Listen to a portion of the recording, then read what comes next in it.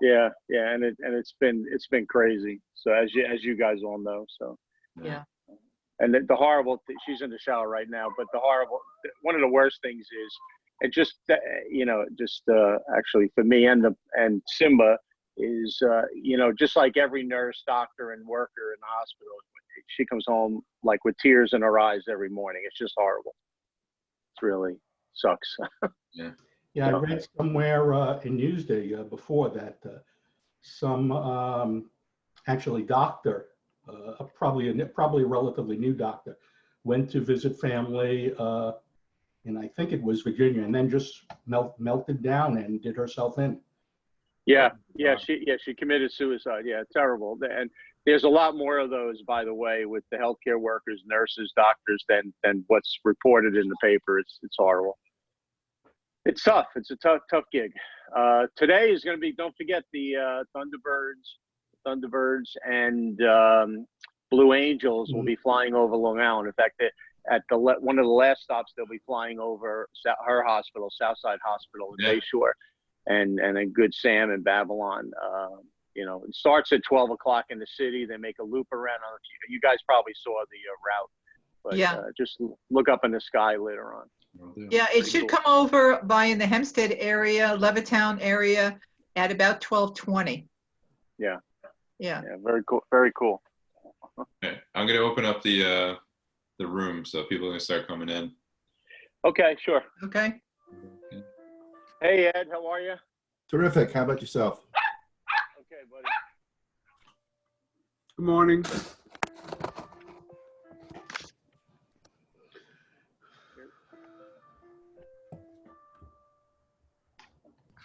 Here's the man. Here's the king, Simba the Lion King. Cute.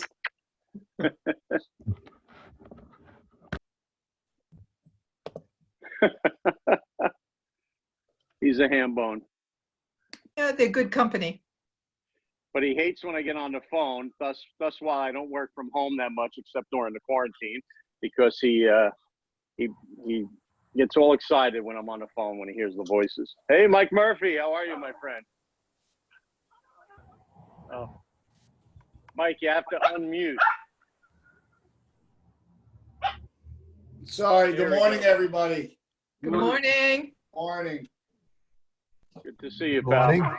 Good to see everybody. Good morning. Good morning.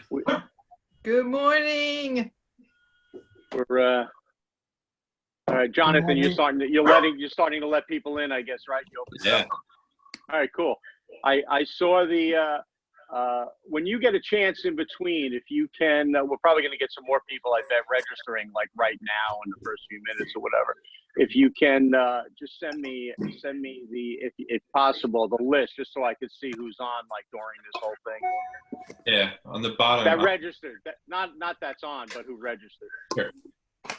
I think we're up to I lost Howell. Where's Howell? 27. I think we're up to 1,077 people. Unbelievable. I mean, that's a lot of people on it. That's a lot of people on a Zoom call, man. They're coming in from the West Coast now, right? Yeah. Yeah. Yes. It's unbelievable. I've been getting text all morning, all night, all morning already from all over the place, like how to register, trying to get the link, and I just tell people now to go to my Facebook or the or our association Facebook page, and people are jumping on, so all good. One of the things that we had discussed in another group is putting it onto Facebook Live and just stream it. Yes, yeah, that's another thing we could do as well. Well, we could do both actually. You could do Zoom and Facebook Live. Yeah. So that'll be. We'll do that next time. Okay. And listen, while there's only on right now, I think there's only about 500 people on right now. But remember, to all our board members, Jonathan and I will give the high sign when the board members have to stand up and sing the national anthem. Okay, that'll be in about 10 minutes. Mike Murphy's going to jump in and sing with us as well. Okay. Yeah. Right. The national anthem. Good morning, Rick. Good morning. With me, Keith. How you doing, my friend? Good. How you feeling? I'm doing okay. Probably like you, my knee recovery is a little slow because I can't get in the gym and get on the machines. But all good. All good. How you doing? Everything is good, thank God. I feel great, and things are just laying low with this whole thing going on, you know? Gotcha.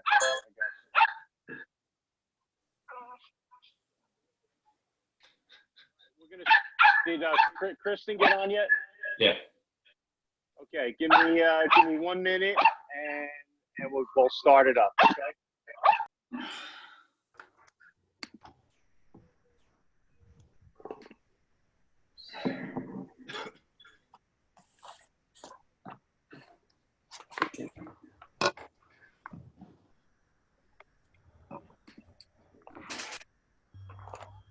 Hey, James.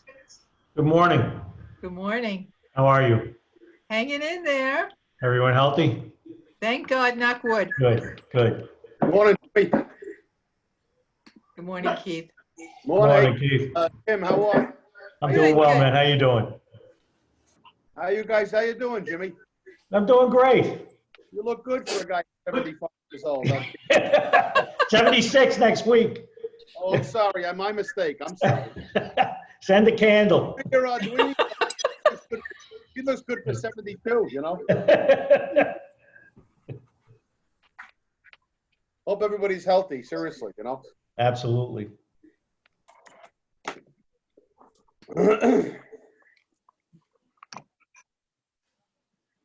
Okay. All right, Kristen, if you can hear me, good morning. Good morning. How are you? I'm well. Thanks for inviting me. Yes, thanks for coming on. Kristen, you're going to have about roughly about 15 minutes, and right before you start speaking, we're going to play the whole fast video, and we'll put your website up, and so we'll do that. We'll do that shortly. Thank you. Just to let everybody know, this is Rich Cruz from the Commercial Network Division of Long Island Board of Realtors. The first thing we're going to do is, if everyone can rise and we can say the Pledge of Allegiance. I pledge allegiance To the flag Of the United States of America. of America, and to the republic Public for which it stands, stands One nation, under God, indivisible, indivisible, with liberty and justice for all. for all. and the unborn. Okay, thank you, everybody. Okay, the first thing I would like to do is welcome everyone here. Thanks for jumping on Zoom. We have an incredible amount of people that registered and still are. I still have texts rolling in. I'm looking at my phone right now, and people trying to register. And I think we're up to, well, you'll hear from, actually in the background, and well, on camera is Jonathan Lass, our liaison from Long Island Board of Realtors. I want to thank Jonathan for helping us put this Zoom together. Appreciate all your help, guy. Amen. Also, we have all our our CN board members, and we have our past president, Howell Silverman. I want to thank him for all the guidance and help getting me started here as president this year, and with all the help. So I appreciate that, Howell. I also want to thank the head of my commercial division on Long Island at Douglas Elliman, Mike Murphy. Welcome, Mike. Thanks for jumping in. Okay, we're gonna try to streamline through a shortened version of our in-person physical meeting, which we usually have at the On Parade Diner once a month, and we're gonna go right to you know what? First, if we could have every board member of CNLIBOR just give a wave. Everybody, give a wave if you're a board member. Thank you. I want to thank you for all your help and guidance. Really been helpful. I think most of you know the day that I was to be installed with the rest of my officers, that was the day of my surgery, which is moved up for my knee replacement. So fortunately, I wasn't there. It's been a little bit of a tough go, but thank God to Zoom now. We can get back to having meetings. So appreciate that. I want to welcome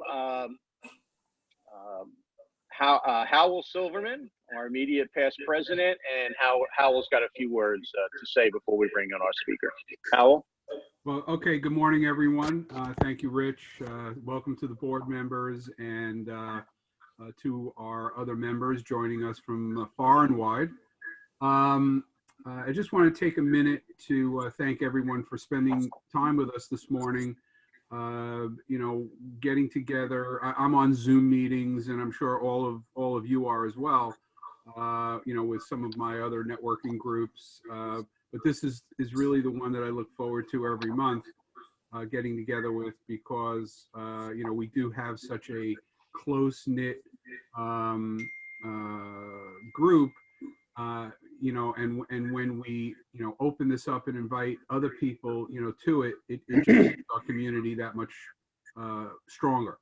So I hope that even though at some point we can all get together again physically, I hope that, you know, through the magic of technology, that we can continue to use some of these Zoom meetings to even, you know, become closer together. I would like to just thank the sponsors of our group. We have 16 sponsors, and we also have a website. For those of you here for the first time, the Commercial Network Division does have a website where we have our commercial real estate haves and wants. Right. The website is, you can forget the www. Most websites aren't even using that anymore, and it's not necessary. I frankly never understood why it was. It's CNLIBOR, CNLIBOR.org, and there's a wealth of information there. For those of you who are paid members, it's very easy to log in. Just use your LIBOR ID along with your LIBOR password. It's a single sign-on, so it's integrated right in. For those of you who are not members, we will, you can easily become a member and just speak to any one of the people on the board, and we'll get that done for you. Get a bulb. Okay. We also have a Facebook group, and it's easy to find us there. You just look for the Commercial Network of LIBOR and just request joining the group, and one of the moderators or admins will get you in. So with that, I want to wish everybody a just safe travels wherever you may be going, and if that's only a couple of feet from your bedroom, I want to, you know, wish everyone safe times and best wishes to your friends and family. Okay, thank you, Howell. Appreciate that. Okay, at this time, I'd like to bring on our Jonathan Lass, and he's going to put up now a short video called Hold Fast. I think you saw it, from Discover Long Island, our tourism arm on Long Island here, headed up by Kristen. And we're going to play that first before we bring on her to speak. Mariners say hold fast as a reminder to bear down and fight through the storm. We're not just tough New Yorkers. We are sea-hardened sailors. We are earth-strong farmers. We are intrepid discoverers and fearless adventurers. We are many fiercely loyal communities, and we are one Long Island.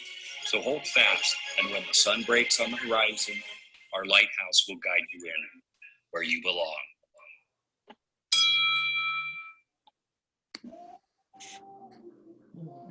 Excellent. Thank you, Jonathan. Thank you. Pleasure. So at this time, I want to bring on Kristen Yarnigan, the CEO and head of Discover Long Island, and look forward to hearing from her. Kristen, you're on. Thank you so much. And thanks for showing my video. I'm still, Zoom, we're also getting used to it. That was pretty good Sure. technology there. All right. I have to say, as the head of tourism, we never thought we'd be putting out a commercial, a message to hold fast and not get out and explore and discover Long Island. But that really is what we pivoted to do right away, is become the inspirational branding, not just for the visitors, but for the residents. So I'm Kristen Jarnigan. I have been the president and CEO of Discover Long Island for about 4.5 years. I moved here from Arizona for the position. So I always say to realtors, yes, people do move to Long Island, and they're not always scared away by the property taxes, although they are scary. And it's been a really incredible product, having Long Island as our product. We've been working 4.5 years to rebrand it. When I'm talking to other groups, sometimes people don't understand the value of tourism. I think today people do more than ever. But in the past, people don't realize that tourism is a $6.1 billion industry on Long Island. It employs more than 100,000 locals. And most importantly for us, and people that have to pay the taxes here for residents, we bring visitors here not just to clog up the expressways and take up our favorite restaurant seat. We bring visitors here because of the taxes that they pay. They're taxed on where they sleep, where they eat, where they shop, and all of those taxes stay in our local economy. Last year, it was $740 million in local and state taxes generated by tourism. And then the best part is they leave. They drop all their money, they leave. We don't have to fill their potholes. We don't have to educate them. It's just new, fresh money into our coffers. And that's actually what keeps our taxes lower as residents. So tourism is a critical component of our economy. And for that reason, it's not just Long Island, it happens everywhere, right? So tourism is a very, very competitive industry because everybody's trying to lure those lucrative visitors that drop their money and then leave.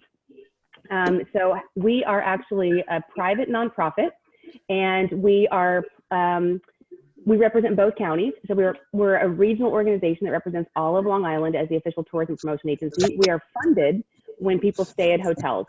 So when a visitor stays at a hotel, there's a 3% tax currently on Long Island, and about less than 20% of that comes to us. 80% goes to the counties for other funds. So as you can imagine, that is very difficult for us right now to think about what our funding is going to be. Our funding was already incredibly limited compared to our competitors nationwide. People that we're a beach destination, we're competing against Florida's and the Caribbean. So it's very, very difficult to do that. But we have a strong product, and we do have a plan to come out of this. I'm watching your questions in the chat, and I will address those. Thank you. But let me tell you how we talk about tourism and how it impacts the economy and the business economy. There's a national mantra that we use in our industry. And when you create a place where people want to visit, you create a place where people want to live. And when you create a place where people want to live, you create a place where business has to be. And we create a place where business has to be, you create a place where people have to visit. So it's a cycle, and all plays part. And so we're also very involved in economic development. And we actually, for the first time ever, brought all 8 IDAs together last year under our branding to do marketing for economic development as well, because it all plays into it. And so another reason I'm really thrilled to speak to this group, because it's so important for realtors to understand it all starts with a visit, and the visit starts with us. So branding is very important. So what we're going through right now, last year we launched our brand new campaign called Belong on Long Island, and it was very well received. I invite you to go to our YouTube channel or our website and to see it. And it's very emotional, and it's about the people of Long Island, and that we're a community, not just a place to do something, but a place where you can be what you want to be. And very well received. And then we were ready this year to kind of take it to the next level, and then this happened. So it's been very difficult for our industry. We immediately pivoted, like I think so many of you did, and we overnight, became more than a destination marketing organization, became a destination management organization. Transformed our website. We've done so multiple times since then to address and evolve what our visitors, our industry and visitors' needs are. So first of all, became like a go-to resource for federal aid. More than 80% of our businesses on Long Island for tourism are small business. These are retail shops. These are local restaurants. These are B&Bs. So they really need help right now. we became that person. We serve on both county business recovery task forces, and I'll talk to you about that in a minute. And then the next phase was kind of, once we did triage on getting information out there about what's happening and how people can get help, it's also important right now to stay engaged with your visitors, with people that are at home. There's so many stats about people, and their online activity is through the roof right now. Everyone's on your computer at home looking for entertainment. So we luckily already had in place 360-degree videos of all of our businesses and partners on our website. So we were able to not just list the restaurants that were open for takeout and delivery, but have a map where you can see all of them and then take 360-degree tours of your favorite brewery or restaurant that might be open. We also have virtual tours of museums and attractions that you can go on. And we have webcams. So if you're bored today, it's gonna be a beautiful day. We have a live webcam on Fire Island that you can tune into and dream about summer. We actually have virtual reality tours. So if any of you have your own Oculus glasses, they're really cool, but you can still see them on our website. And we actually had the foremost filmmaker for IMAX Films come to Long Island and do those. So it makes you feel like you're surfing in Montauk, or you can go on a wine tasting on the North Fork. So we do have a lot of content on the website. We are also doing Facebook Live videos. I heard you guys talking about that. Last week, we were feeding penguins and sea lions at the aquarium. We're gonna have a cooking demo this week. We had a tour of the Parish Art Museum. We have some really great content on our Facebook Live. We're keeping people engaged and keeping people excited about what they're going to do when this is over and they're able to go out. So the next phase that we're talking about is welcome back. I like to hear what are the plans to come out of this. The plans are slow, but there's not just, it's not, you've heard the governor say, we're not gonna flip a light and then everyone's gonna go back to business. We do have other states that are opening and we're watching closely. We're in close contact with our counterparts across the country to make sure that we're learning from everybody and sharing ideas and information. The next phase, we're calling it the welcome back or the gratitude phase.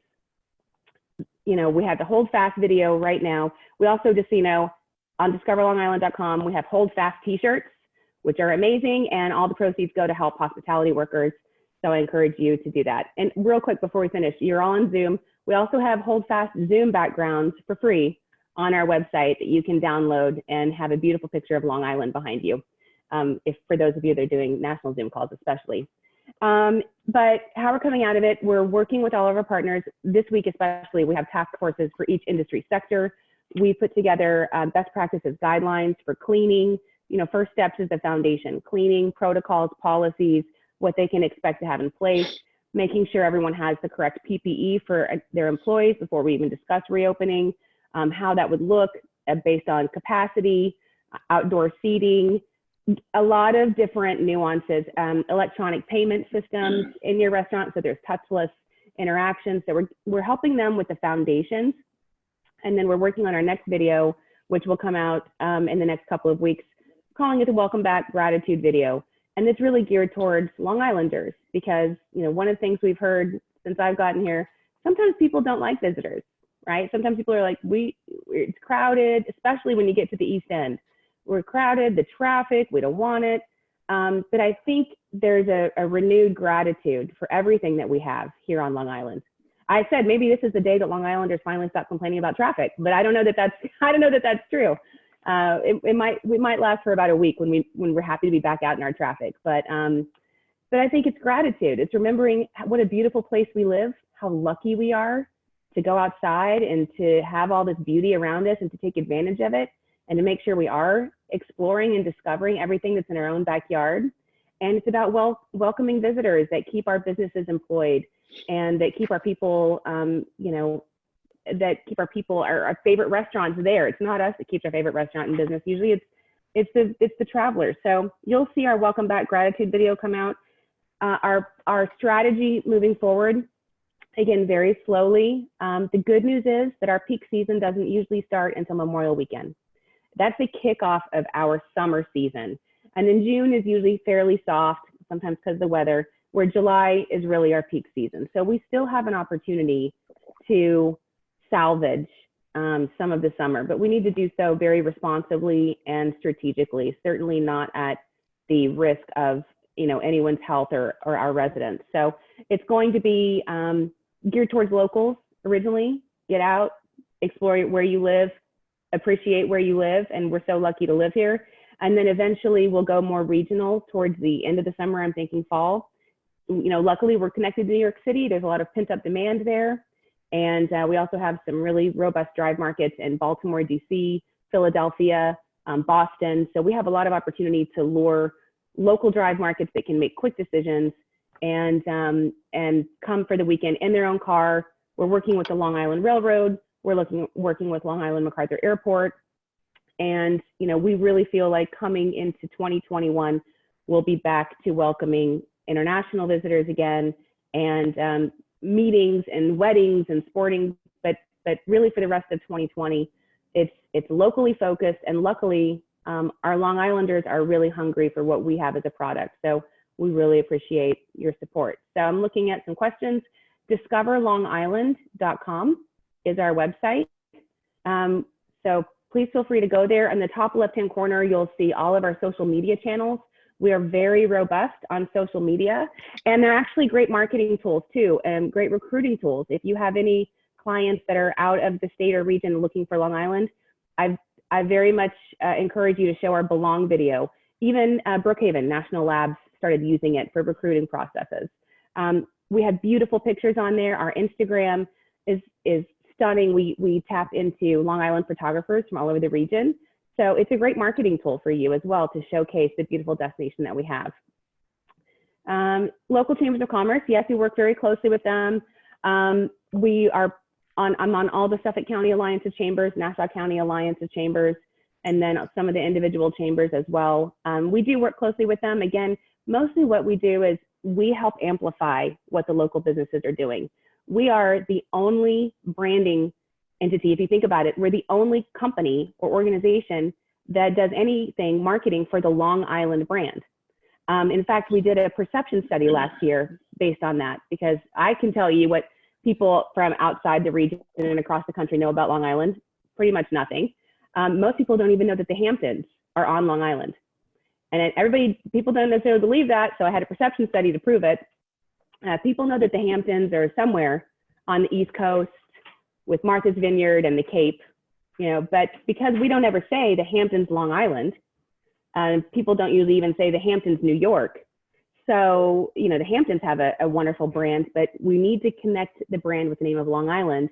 And most people think, so I'll tell you, the perception study Long Island had the #1 name recognition out of any of our competitive set, over San Diego, over Charleston, which was terrific. But then the next sentence, what do you know about it, was little to nothing. So I'm switching from fact to anecdotal, but I think the anecdotal is Long Island medium, Long Island iced tea. Maybe that's why there's such a name recognition. But as far as what people know about it, it's really nothing. So getting out there and creating a positive brand and a positive story and positive imagery for our destination is critical for not only welcoming visitors, but for economic development. Yeah, I agree. We're working with local businesses on, it says we need to get rid of paper receipts that need to be signed on credit transactions. We're working with local businesses on electronic payment systems. A lot of that is difficult. It depends on their POS service. And we're working with Stony Brook University, actually, and their business development center on how to do some of those technology trainings for small businesses. So right now is really interesting also. We did one other thing. We're a membership organization. So all hotels are automatically members of ours because they pay the bed tax. But any other business, a restaurant, an attraction, museum, they pay a very minimal membership fee to make sure that they have a listing on our website, all of the things that we offer.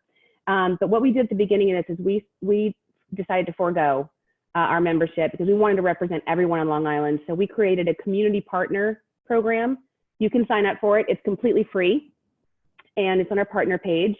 And it just allows you to get our information that we're sending out about recovery. We're having webinars every week. We had one last week with Lee Zeldin. We've had them with the Small Business Association, and we'll be sending out information about these kinds of what we're doing with Stony Brook Technology, any kind of classes, webinars. So feel free to sign up for that, and then you can always drop off later if you don't want to, but it might be interesting for you to hear what we're doing. Long Island, yes. It's so funny. Someone said Long Island on here. People ask me where I live all the time, and I have to deal with my Long Island accent. I say, I live in Setauket, and you got to do this too, Setauket. I love the Long Island accent. I know that some of my coworkers cringe when I try to talk about it, and we utilize it in some of our fun marketing tactics.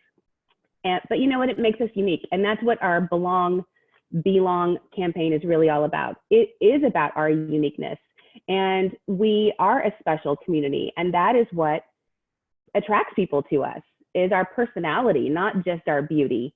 And I love that about Long Island. We just, what we're trying to do is get more savvy technology-wise as well for us. So we just launched our first TikTok account, and I have grand visions of TikTok being where we can really have fun with the accent a little bit. So let's see. So what else is on here? Long Island, did you recognize? Yes. Okay. I know this, even though I'm a transplant, I do know that Long Island also technically includes Brooklyn and Queens. For the purposes of our organization, we're taxpayer funded. So we get Nassau and Suffolk because of the taxes, and the Brooklyn Queens boroughs taxes goes to New York City, and they have a $37 million budget, and I have a $3 million budget. So, but I do have fun ideas of trying to take back the boroughs someday in a campaign.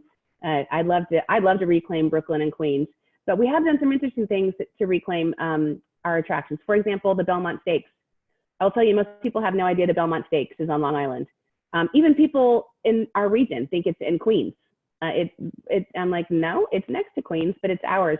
And honestly, before I came here, Long Island was never mentioned as part of the Belmont Stakes on their website. When you went to the where to stay, it had New York City. So we've established a great relationship with them. It's a world-class event. Things like the PGA golf tournament. We're working already with the Ryder Cup. The Ryder Cup is coming here, 2024. We're already gearing up for that. We were supposed to be in Wisconsin this year promoting it. I don't think that's gonna happen, but we really do love to stake claim to Long Island's most beautiful attractions and sporting events, and make sure that people know that they are on Long Island. Let's see. Oh, I think that's it. I don't think that there are any other questions unless anybody has a question for me. I think I've addressed all the chat. All right. Very Any other clearly, questions? Arizona's loss is our gain. Thank you. Excellent, and it's Truly. great to hear the things you're doing right now. Thank you so Truly. much. I have to say, I moved here with my two daughters, and they are definitely Long Islanders now. They cannot imagine living anywhere else. And I brag about the schools here all the time. And when people complain about the property taxes, I just laugh. I laugh at them, and I'm like, you have no idea what you're missing out on, because our schools are incredible, and it's really, the quality of life is unmatched, and it's priceless. Thanks for having me. Kristen, thanks so much on behalf of the rest of our board members and our membership, and Tessa Holtz, who's our CEO, couldn't be with us today, but she sends her regards, and we all thank you for coming on. And I have to say, you are a wealth of information, and it's so great to hear someone really give a really big uplift to Long Island. Years ago, I wish I had you in the spot you're in now when I was the head of the Brookhaven IDA. And I really could have used your help back then, because sometimes I felt like I was the only advocate pushing and promoting Long Island, and way back when social media was really just starting. And now you and your staff do a tremendous job in promoting us, and it's going to be great, because I think I'm going to get my board members on board with you guys and our membership, and I think we can help each other, promote Long Island and business, of course. And I think that'll be a great thing for everyone. So thank you for coming. Real quick before you finish, Rich, Sure. We do have our brand new travel guides out. If you need them, if you would like some for your offices, please let me know. Also, the last Sure. comment is about Robert Moses. I don't know if that's because you can see my power broker behind Yep. me, but that's, yes, I understand that is required reading for Long Island. So I have, Yes. and yes, I'm aware. Thank you. Excellent. Well, thanks again, and we'll connect soon. And we appreciate your time getting up at the early hour while we're all quarantined at home and everybody's in sweatpants underneath our tops right now. But right, including myself. So good on top, sweatpants on the bottom. So thanks, Thank you so Kristen, much. and we'll talk to you soon. Thanks, everyone. So nice to meet you. Call me or email me if I can do anything for you in the future. Take care. Bye-bye. All right, folks. Next, coming up, we're going to go right into our second speaker and talk a little commercial real estate here. We're going to bring on, I think most of you know, Paul Fetcher. He's a staple in our commercial network. And Paul's going to talk about landlords and tenants and what's going on. Take it away, Paul. Thanks so much, Rich. And I want to share my screen from, boom, there we go. Okay, what's an operator to do?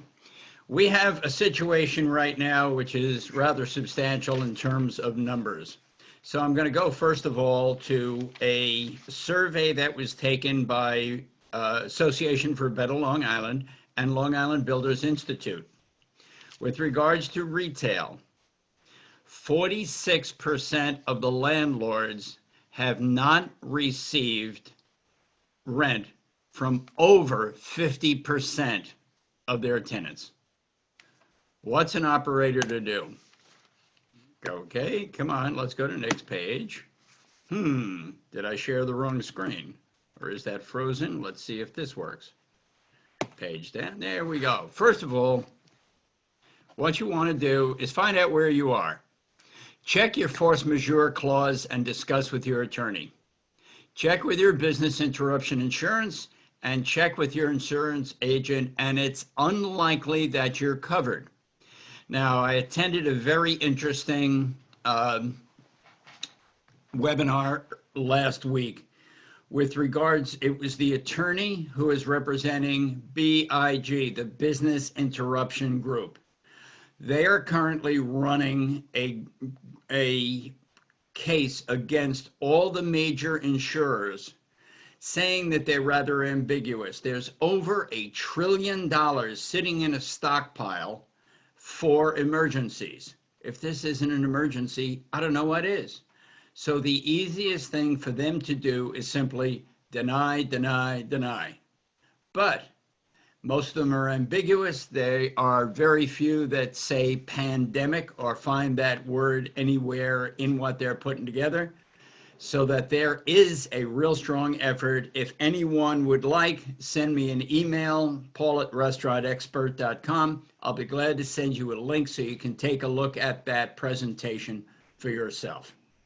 Also, there's SBA help, very clearly, covid19relief.sba.gov.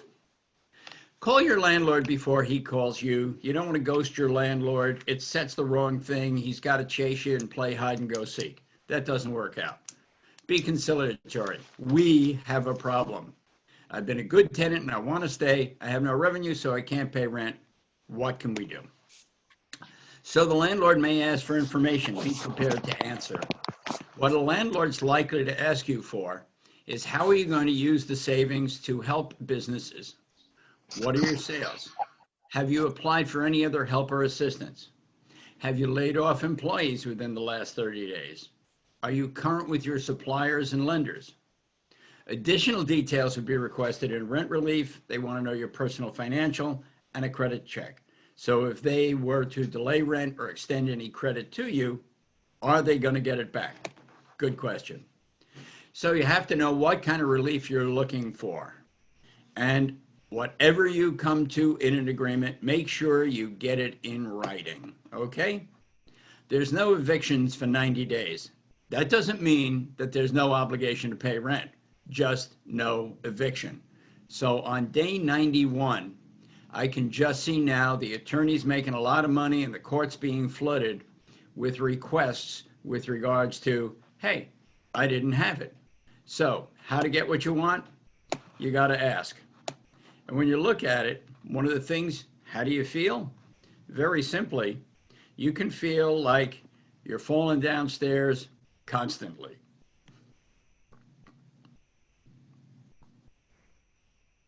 It's not fun. And that's how retailers feel right now.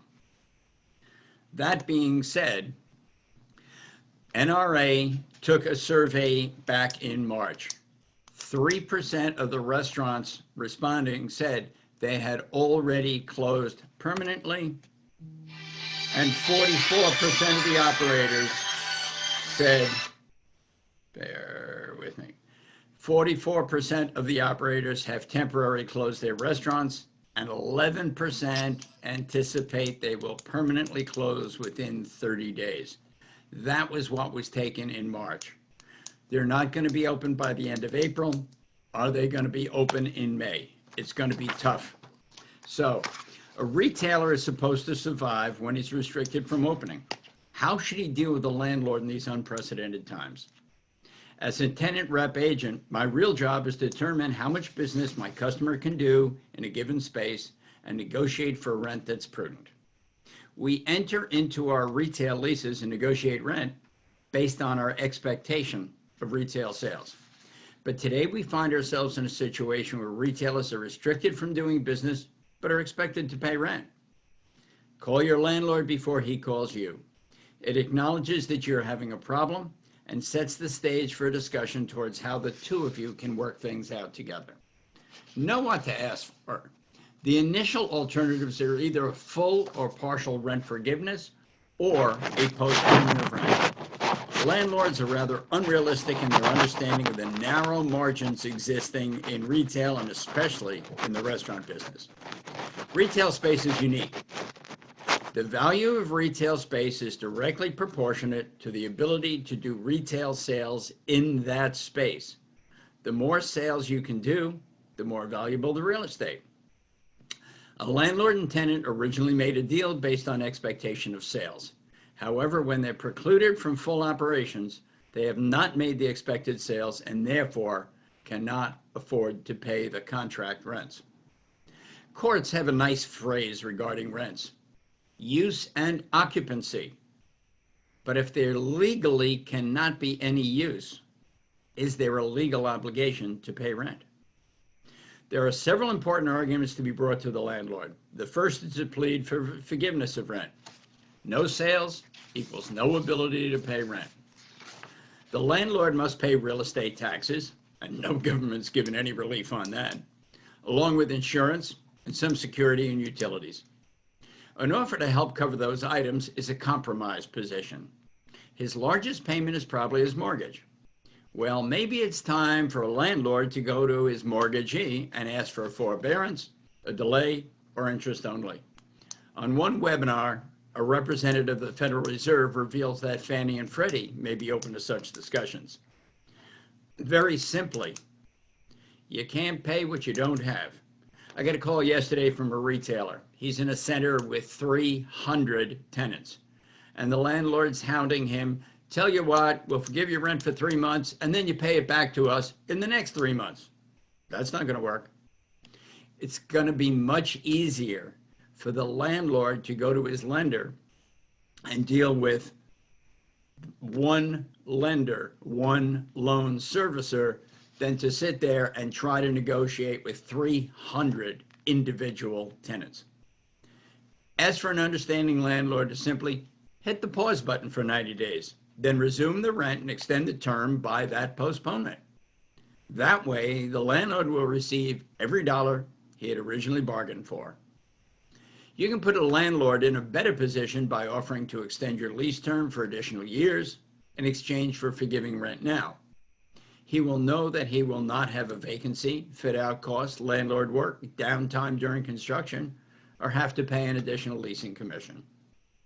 Some landlords are willing to help tenants by not forgiving, but allowing a tenant to defer rent for perhaps 90 days and pay it back over the next year or two. That would amount to a 12.5% increase if spread over the next 2 years. Do you have something that could benefit the landlord? In exchange for rent forgiveness, you might relinquish an exclusive on a product category. For instance, a 2,000 square foot tenant such as... Can you put this on mute? You want to listen to this? I haven't. Marion, are you unmuted? A 2,000 square foot tenant such as Row House might have an exclusive on fitness when a yoga studio would want to take another space in the center. The great words of Winston Churchill, this is not the end, this is not the beginning of the end, but this may be the end of the beginning. We'd like to think that with flattening the curve, it's time to declare victory. Not nearly. Right now, New York has an infection rate of 1.6%. So for lift restrictions, we only have 98.4% of the population to worry about. Who will be the customer on the other side of this crisis? Will it be part of the 98.4% who cares to be reckless? Or is it the worker who has not had a paycheck for 90 days? Seating is likely to be significantly reduced in about 50% of current levels. If tables are required to be 6 feet apart, either by edict or social convention, seating capacity in restaurants will be reduced. And as we emerge from this, we'll have to crawl back before we can walk. In recovery, what's a fair and equitable rent? A restaurant can endure a 10% gross occupancy cost, meaning rent plus CAM plus real estate taxes. Will your landlord be willing to accept that as a workaround for the next year until we get inoculated? Old Gap, the Gap, or Old Navy has an advantage. They can close for 90 days, and when they reopen, they still have 100% of their inventory. In a restaurant, all the perishables will have perished. Most of the food in a restaurant is sold before it's paid for. So you have to ask your landlord, what is BATNA? B-A-T-N-A. What is their best alternative to a negotiated agreement? As 28 days past the survey that I previously mentioned with NRA, we find that some experts are predicting anywhere between 20% to 40% of all restaurants closing permanently. With a glut of restaurants available and a significantly slackened demand, how long will it take to find a replacement tenant? And with the supply and demand curve so distorted, what percentage of the previous rent can he achieve? It's unlikely he's going to find anyone willing to pay as much as your contract rent. With uncertainty in the marketplace, how long will it be before he can achieve parity? An in-place tenant is valuable. A landlord is far better off accepting a viable rent from the restaurant in place rather than having to go out and find a replacement. Otherwise, he needs to search for a new tenant, contribute to build out, await liquor license applications, and probably settle for a lower rent than he has presently. Whatever happens, landlord has a high safety net in that he still owns the real estate. If the operator cannot reopen or operate profitably, then there is no value to his leasehold or his unamortized investment in the space. If someone wants to buy a car and cannot do that today, he can buy that car in 3 months and the retailer gets the sale at full price. However, the restaurateur who does not sell a meal today can't make that up next week or next month. There is no shelf life to restaurant demand. A restaurant is a low margin, high turnover business. It's a warehousing, storing, preparation, cooking, assembly, and sales facility. It is a labor intensive undertaking. A restaurant doesn't go broke on its P&L. It goes broke on its cash flow. People will not stop eating. We are social animals and will still want to gather. The industry can weather a storm, but needs to be able to meet responsible obligations and maintain cash flow along the way. Landlords need to understand the demands, and it's going to be a challenge. Here is a partial list of tenants who did not pay their rent for April 2020. Cheesecake Factory, Gap, WeWork, Notel, VHM, Staples, Victoria's Secret, Subway, Foot Locker, H&M, Old Navy, Nordstrom, Loft, Dave & Buster's, Barnes & Noble, Kirkland's, LA Fitness, Party City, AMC Theaters, Cinepolis, Harkins Theaters, Regal Cinemas. 75% of the stores at Hudson Yards did not pay their April rent. If you want, this will be available on the website. I'll put it in, I'm sure we'll figure out how to put that on the website. If you want to take that, share that with your tenants, share it with the landlords. This is what we're up against. Rich? Paul, thank you very much. That was excellent information. I'm sure that everyone can use, and a lot of our members are going through a lot of that right now with their landlords and clients. So we appreciate that. Folks, we can take a few questions right now if you have any, Paul. Anyone? I think Chris just raised his hand. Okay, Chris? Chris Pappas? Maybe he was just stretching. Those short naps are great, aren't they, Chris? No, I was just stretching. That was a great presentation, Okay. Paul. Thank you. Welcome. Okay, all right. We appreciate that, Paul. Thanks again. You're a wealth of knowledge. And you do have a great background there behind you in good old Long Beach there.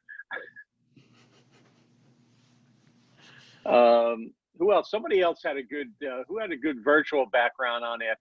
Patrick Curtis, you had a great background. I think you two guys had some cool backgrounds going on there. Richie, And how, Okay. how about, Richie, can and you how hear me? about Ed Smith? Yes, yes. And we're going to get to Ed in a second. Who's calling me right now? Keith, Keith, go ahead. Hey, Keith, how are you, pal?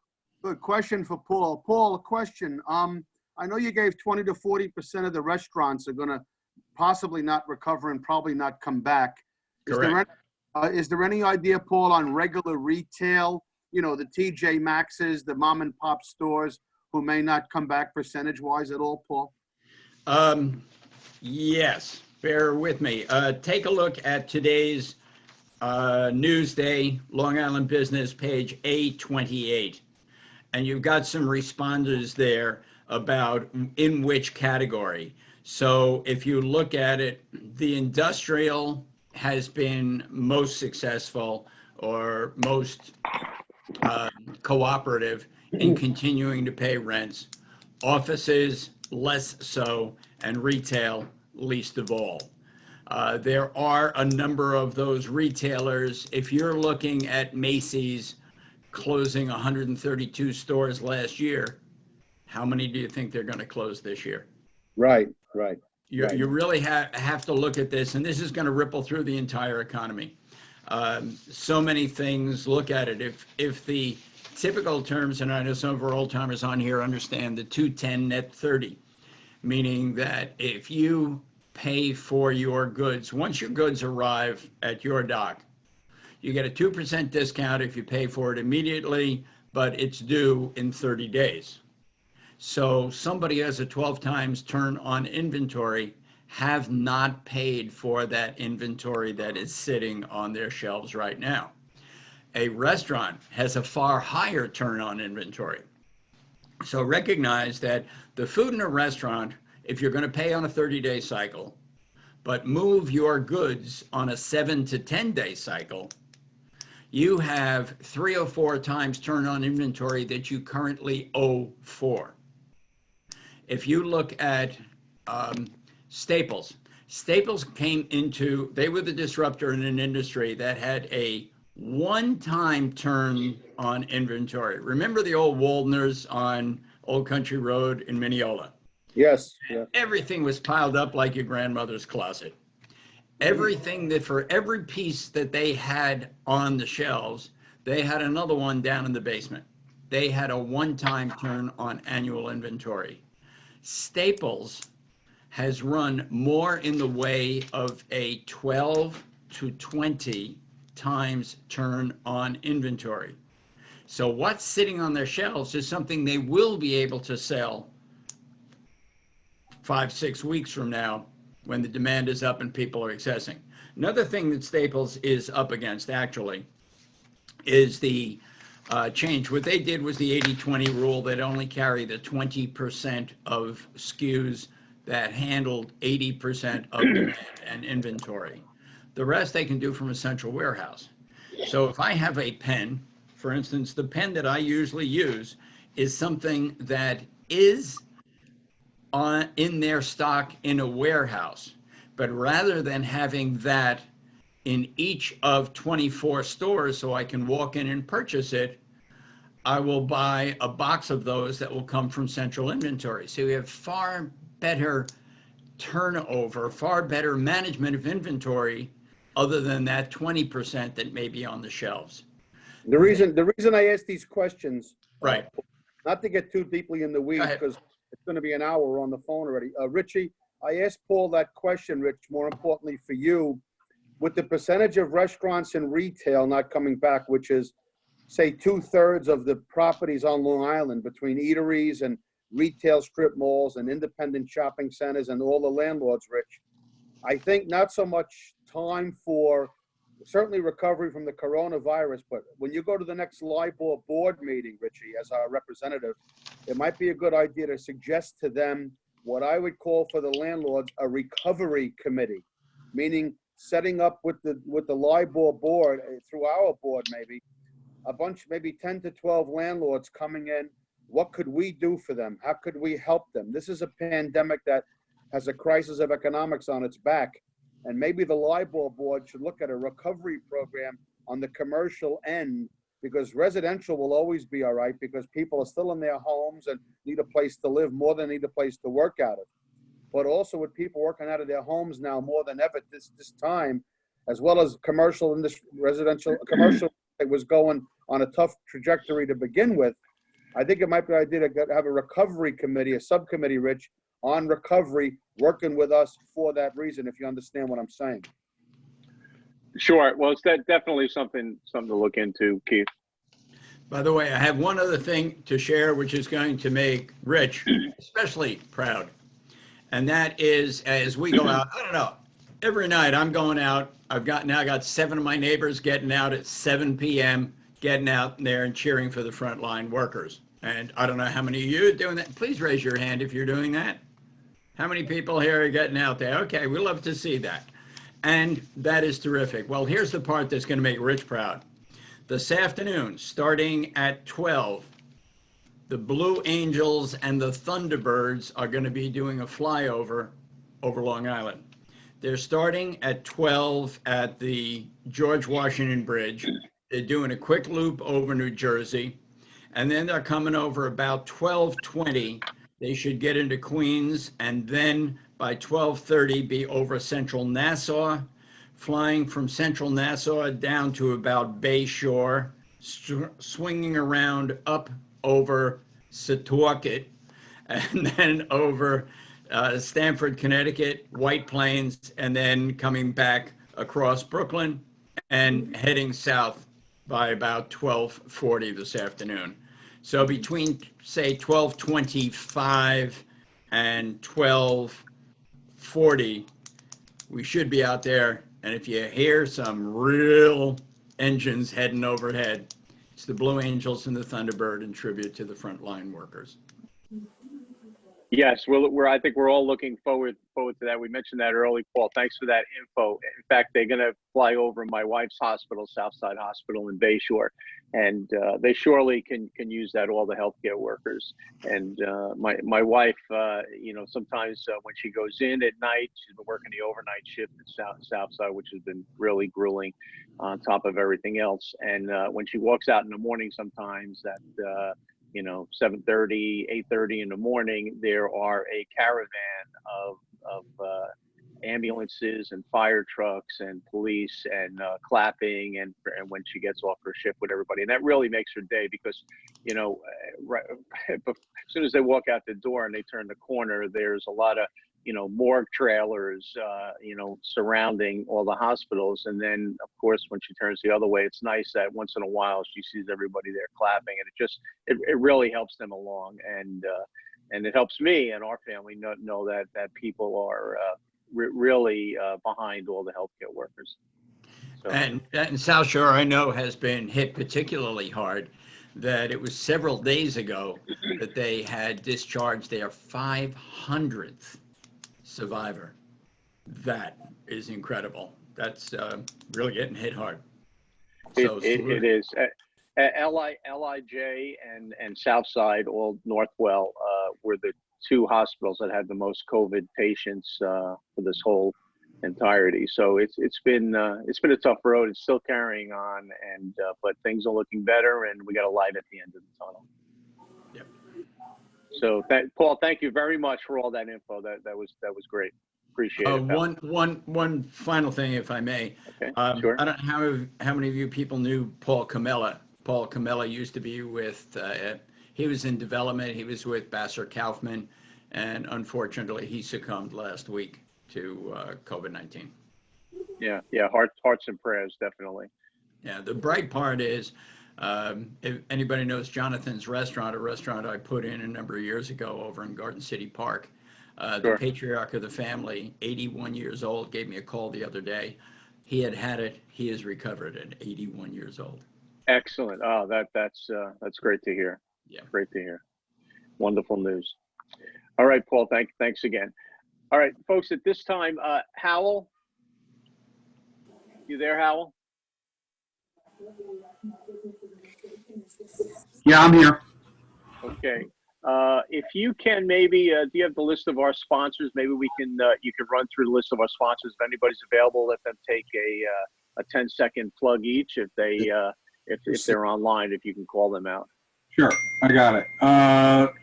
A touchdown abstract, Laura. Yes, good morning, everyone. Yes, I'm here, and I hope everybody's healthy and happy. And we're still closing transactions, remote notary, so just let me know if you guys need anything. Thanks.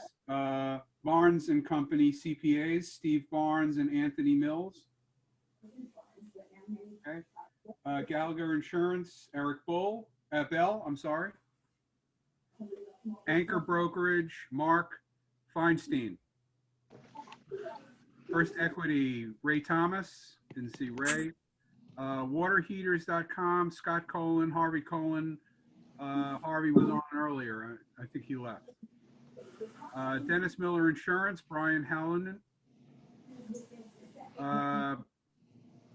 Bruno, Sorbino, Soriano, and Atkin, Mike Ferrugia. Mike, I saw Mike before.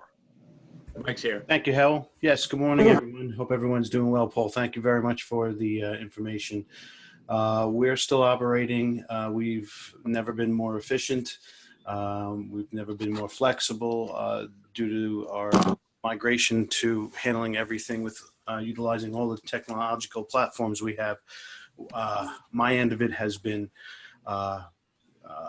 it's been a welcome change, to be quite honest. Just not happy with what it took to get there.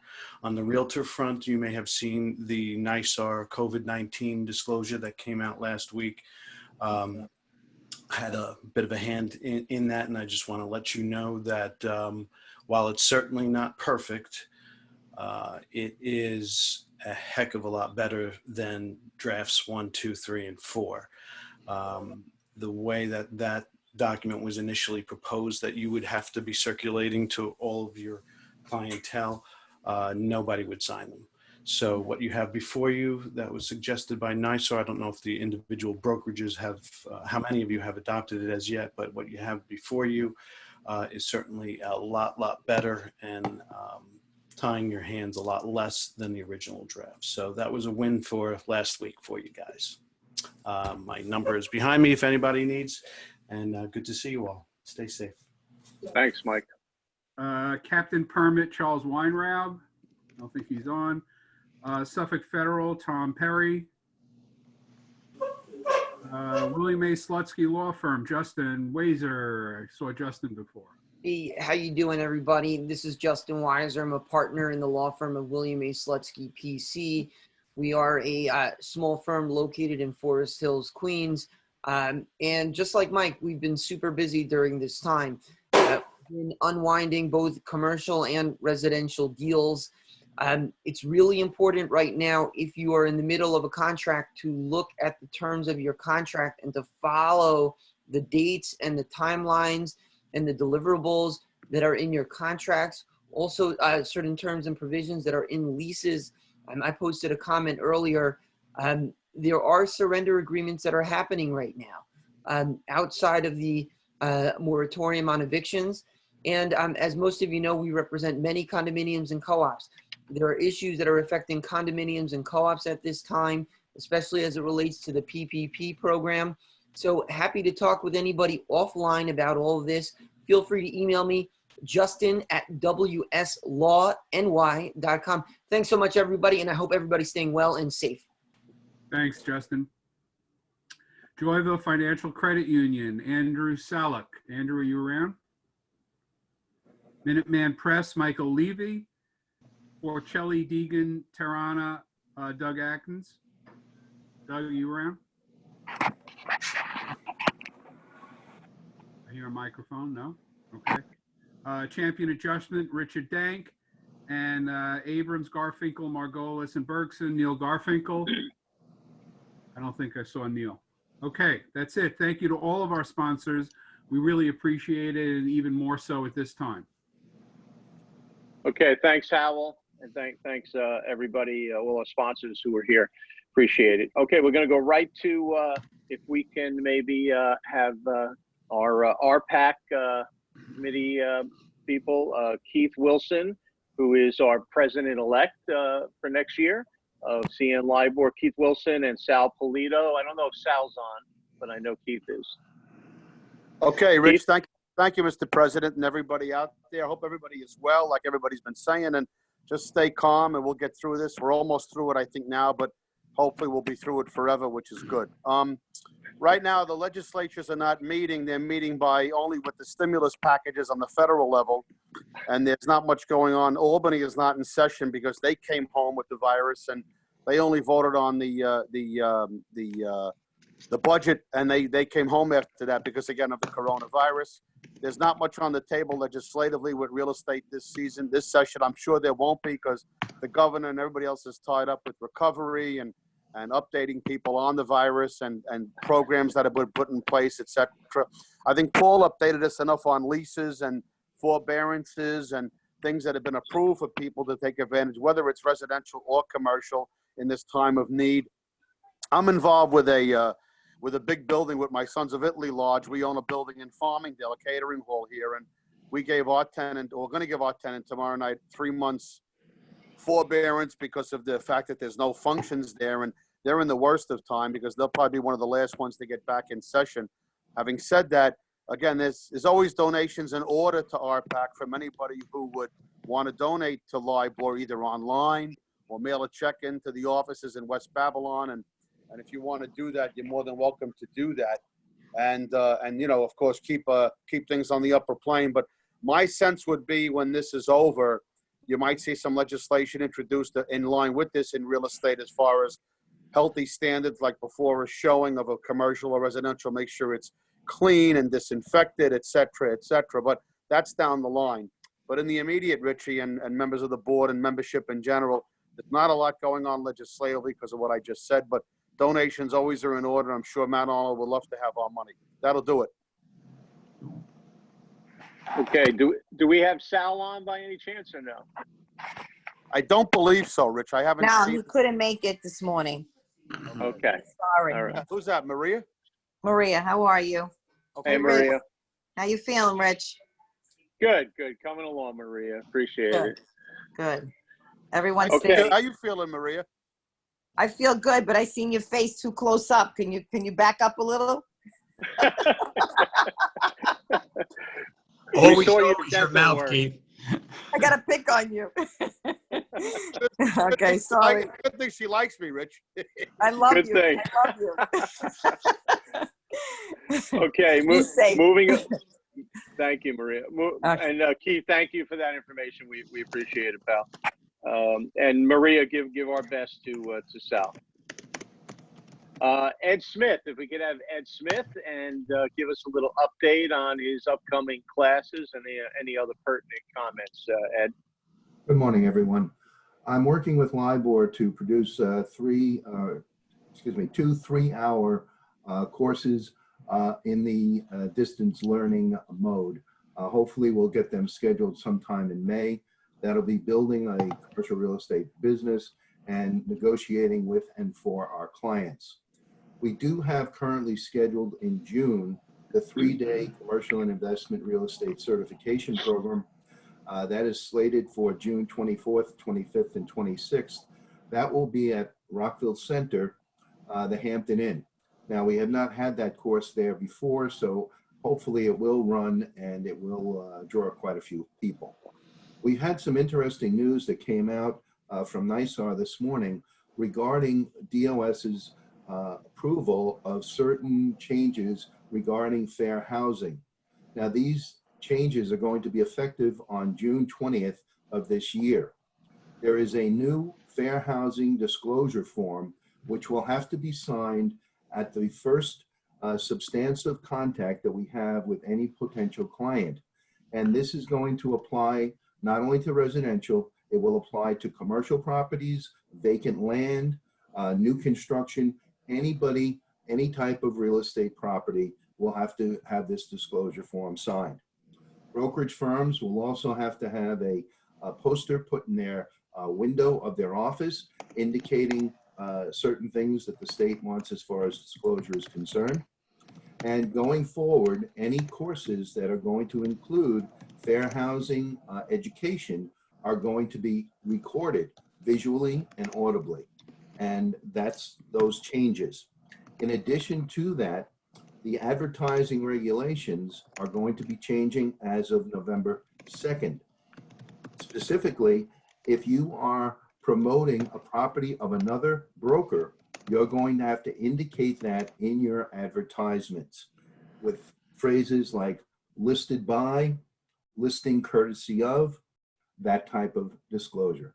So that's new, it's coming out, and it's effective very, very soon. So check with your NYSAR emails, and you should have detailed information on all those programs.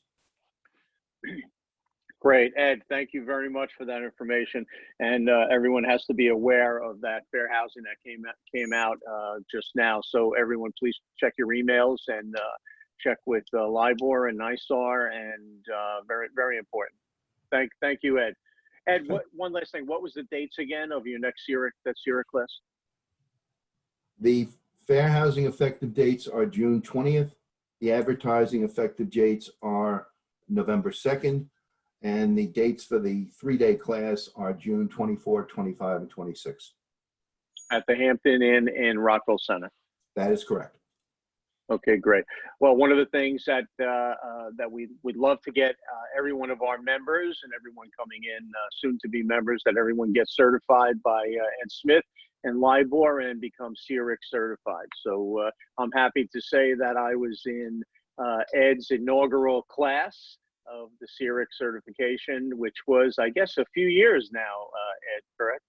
I started that in 2015, actually. Wow. Where did that time go? Yeah, really.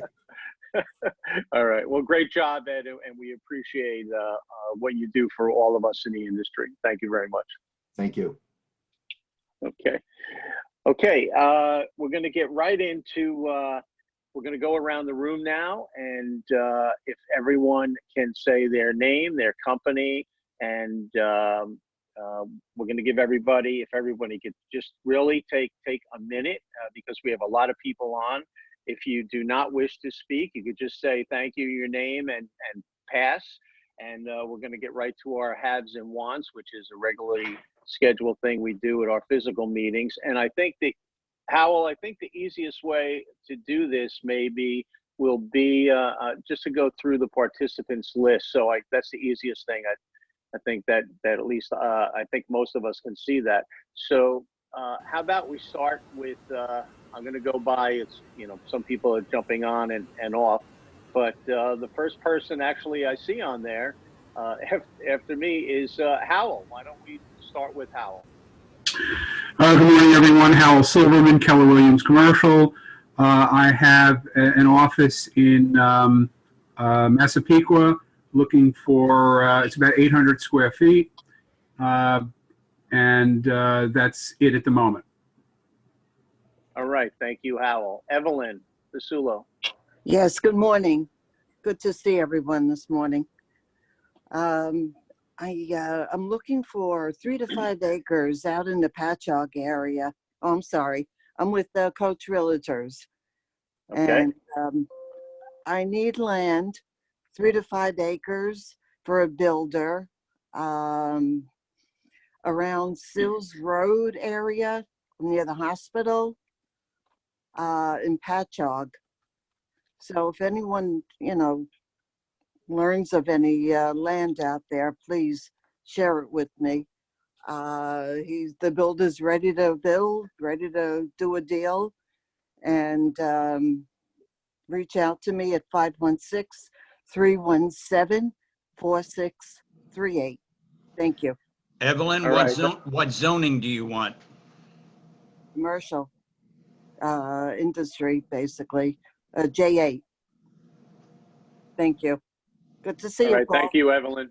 I just want to remind everyone that on our website, we do have a wants section. So Evelyn, if you would please log in and get that on there, that would help everyone. Thanks. Okay, thank you. Thanks, Evelyn. Next up is Laura Rosenthal. Good morning, everyone. I have 1,000 square feet office space located off of Route 111 in Islip, perfect for medical or office. And I'm also one of your sponsors as well. I'm very glad to be part of this great group. Thank you so much. Thank you, Laura. Appreciate that. Next up is, so a lot of folks have just their phone numbers and I guess didn't start a Zoom account, so we don't see your name. I'm going to say the last 4 digits of the phone number. So, and if everybody just looks at the participant list, you can see how I'm running down the list. So the number, cell number is 7432. Who is that? 7432. Larry Kirsch. Okay. Larry Kirsch. Larry how are Kirsch. you, sir? Good morning. Great meeting, Rich, and good morning to everybody, and stay safe. I'm with Atlantic Tomorrow's office. We supply copiers, printers, fax machines, and glad to assist. And once again, thank you, Rich, for the invite. Appreciate it. All right, great to have you on, Larry. By the way, folks, Larry is the copier king. I don't think anybody sold more copiers to the business community than Larry over the years. Thank you, pal, for coming on. Thank you very much. Stay safe. Okay. Thank you. You too. Next up, cell last 4 digits of the cell is 6188. 6188. Who is that? This is Sherry, 888 International. Hi, Sherry. Yes, I'm sorry. I didn't see anybody. I didn't know how to do it. Okay, well, we can hear you. Everybody. Yeah, we can hear you. Go ahead. Very so nice of Paul asked me to join, so I did. But I didn't have any picture of everyone. But I love to see everybody soon. Thank you. All right, great. Thank you for coming on, Sherry. Thank you. Okay, next up is Bill Mosley. Bill had previously indicated he has no mic or camera, so. Okay, Bill, no also, in case you missed it, in the group chat, Bill had said if anybody has any donations for Salvation Army, you can reach out to him. They'll provide a truck, pick it up. And he just gave that plug for the Salvation Army. Yes, excellent. Thank you. Okay, next up is Chris Pappas. How you doing? Chris Pappas, Element Commercial. I currently have 4 acres out in Ronkonkoma with a 17,000 square foot warehouse. Current asking price is about 4.5. Owner's looking to make a deal. It's zoned heavy industrial 2, town of Islip. So if anyone's looking for any type of heavy use, we can have a deal done here relatively quick. Okay, great. Thank you, Chris. Thanks for coming on, pal. Thanks, Rich. Next up is Davey. Davey, are you on? Having me join you. How are you? Well, I just got on a little late, so I'm not sure where we are in the process, but I'm going to assume we're just chatting a little bit about current events. We're doing. No, we're doing haves and wants. Oh, okay. So we have the opportunity to support companies that are seeking a stronger bank partner. City National Bank has done an amazing job of helping people in the last 45 days through the PPP, and companies that were disappointed by their current bank partners, ability to communicate with them and attend to their needs. PPP is about over right now, as most know, and the money is going to run out real quick. But from a long-term strategy, companies believe that they realize and they need a better bank partner. We're here to help them on any of their needs on the banking side, lending side, or foreign exchange, including mortgages. Great. Thank you, Davey, very much for jumping on, and we appreciate all your support. Okay, next up is Dennis Ganley. Dennis Ganley here from the commercial division, Douglas Elliman. Glad to see everybody's healthy and safe here. Just want to thank everybody that's involved with the informative webinar today. Great. Thank you, Den. Thanks for jumping on, pal. Appreciate it. Okay, let's see. Next up is Jerry White. Hey guys, how are you? How are you? Good, good. Thank you for this meeting. I don't know if everyone knows that I do insurance. Work with Allstate, so if anyone has any insurance needs, you can call me at 718-637-7356 for any of your insurance needs.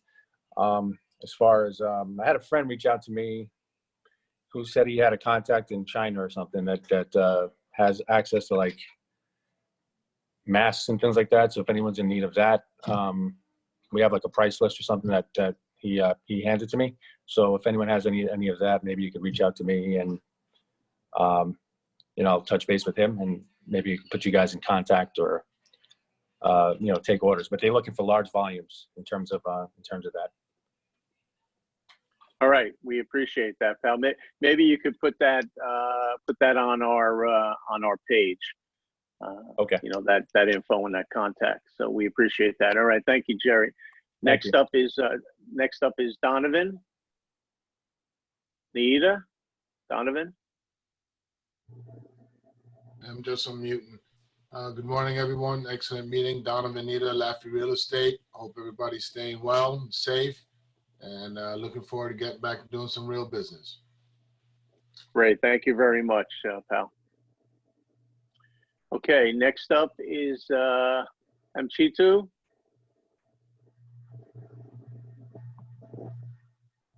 Amchitu, Yes. Are you here? Yes, hello everybody. I'm Shetu Maigaba, Exit Realty here of Corin Valley Stream. Thank you for a great presentation, everyone. Appreciate all the information. And everyone be safe.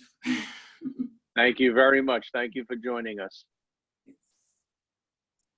Okay, next up is Ira Zucker. Good morning, everyone. Ira Zucker with Coldwell Bank Commercial NRT. I'll let everyone just go on with their haves and wants. All right, thanks, Ira. Thank you for all your guidance and help as well, Ira, through all this. We appreciate it. Next up is Erwin Krasnow. Erwin, you there? Yeah, I'm here, Rich. Good morning. Good morning. Erwin Krasnow, Area Real Estate. Wishing everybody the best of luck and health in this troubling environment. I'm glad we're able to have this call. I appreciate you having some information about Long Island tourism. I was about to buy a hotel in the Hamptons, which is now put on hold because of the fact that I'm not sure if we will have a Long Island tourism. I had a deal on my restaurant that Paul Fetcher brought me a tenant. Paul brought me the tenant, and Governor Cuomo, with a shutdown, which makes a lot of sense and is all fair for our safety, has put the tenant on hold. I do have a couple of 7-Elevens I might consider selling between 4 and 4.5 caps, triple net. If you have any cash buyers, I might consider selling one of my holdings, and 7-Eleven is paying their rent. Again, Erwin Krasnow, Area Real Estate, 516-470-2100.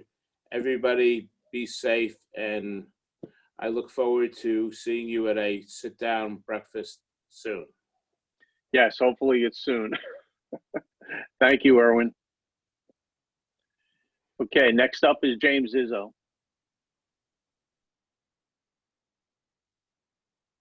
Morning, everyone.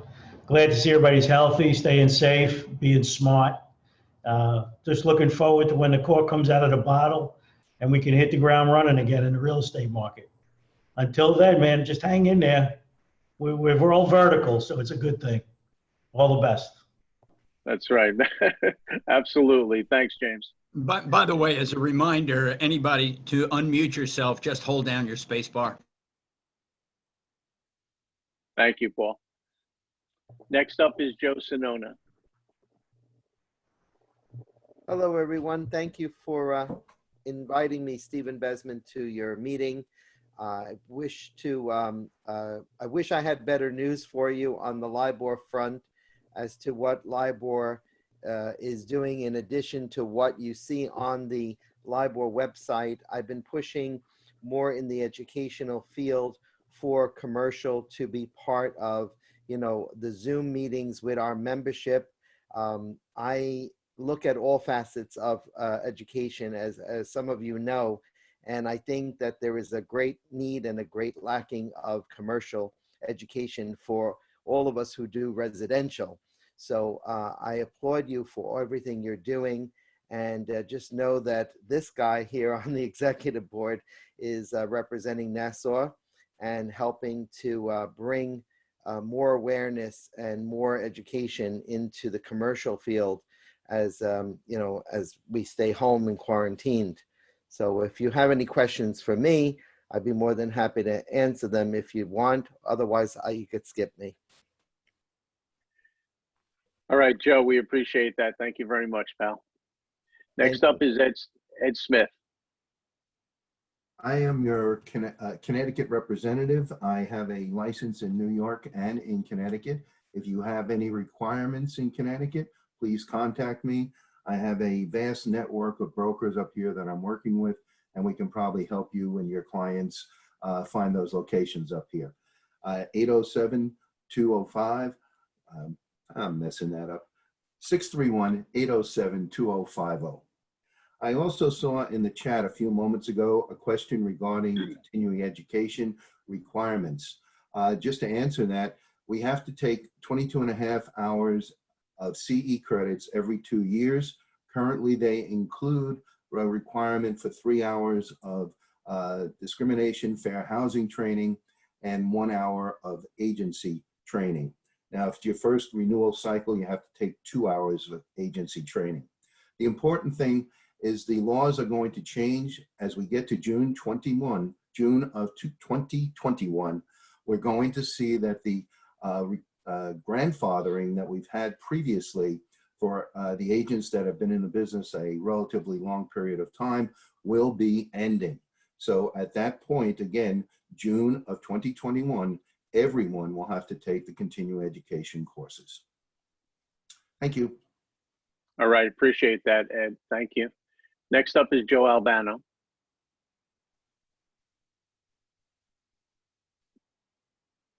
Joe? Joe Albano. Okay, we're going to move along next to Keith Wilson. Keith? Okay. Can you hear me? Yes, we can. Okay. I hope all is well, everybody. Not much going on in the industry in Massapequa here with commercial, et cetera, et cetera. Again, a lot of people just laying low. I'm going to be reactivating, to what Jerry said about insurance. I'm going to be activating my life accident and health insurance license and possibly signing up with New York Life. So if anybody should need, especially life insurance without pre-existing conditions or accident or health insurance, when I get reactivated by next month, I'll let you guys know. And it's a good time to sit down, because people in their 30s and 40s, I think with this pandemic they're not going to learn, they're not going to live forever. And if you don't have enough to back up your family, especially when you're younger, if God forbid something happens, you need to take care of the people. If the breadwinner gets sick or God forbid can't work, or even in the worst case, of course, passes. So you want to take care of each other and your family. So life insurance is very important. So I'm going to get back into that. And again, next month I'll have more information for us all, Rich. And again, everybody just stay safe. All right. Thank you very much, Keith. Next up is Lil Burke. Lil Burke? Lil, are you there? Okay, next up is Lou Fisher. Hey, everybody. Lou Fisher. I'm with the Commercial Division of Douglas Elliman. My properties that are available are 9,100 square feet of a restaurant space at 2115 Jericho Turnpike in Comac. I've got a 2,000 square feet retail space at 307 Main Street in Huntington, and also a 3-acre development site in Manhasset for low-income housing. Also, I have a 1.4 acre, 42,500 square feet warehouse for sale in Mineola. As for my wants, I have several clients looking for a $1 to $5 million strip center. I also have another client looking for triple net leased investment properties like a Dunkin' Donuts or a Wendy's or a CVS. And last but not least, I have a client looking to buy a medical building up to $20 million. Thanks. My name is Lou Fisher, 610-737-5410. Hope to see everybody sooner than later at our next breakfast. Thanks. All right. Thank you, Lou. Say hi to Andy. I will.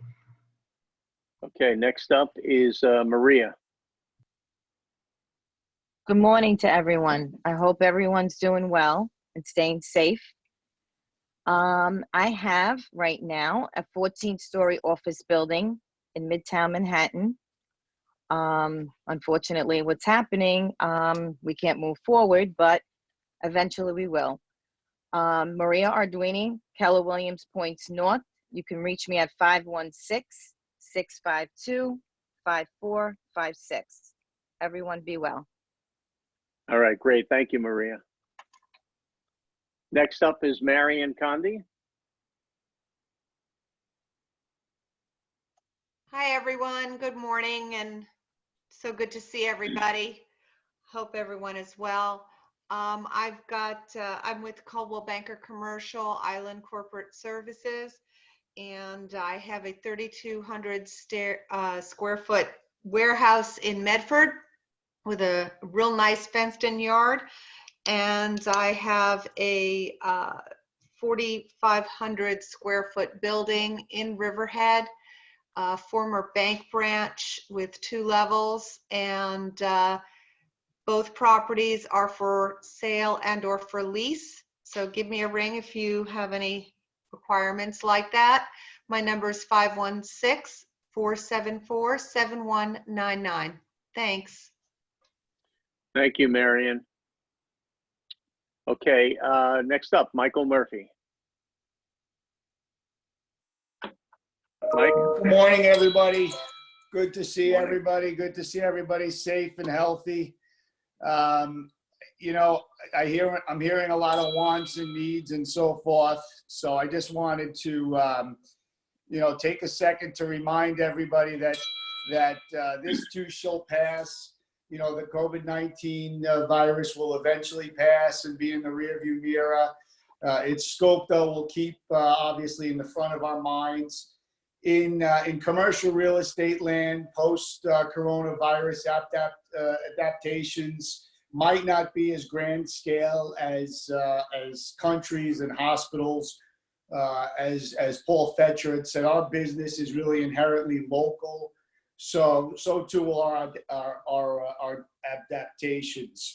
For many people outside of the industry, it may be hard to see how we're responding, but we will respond as we have time and time again. Us Long Islanders have proven to be amongst some of the most resilient people in the world.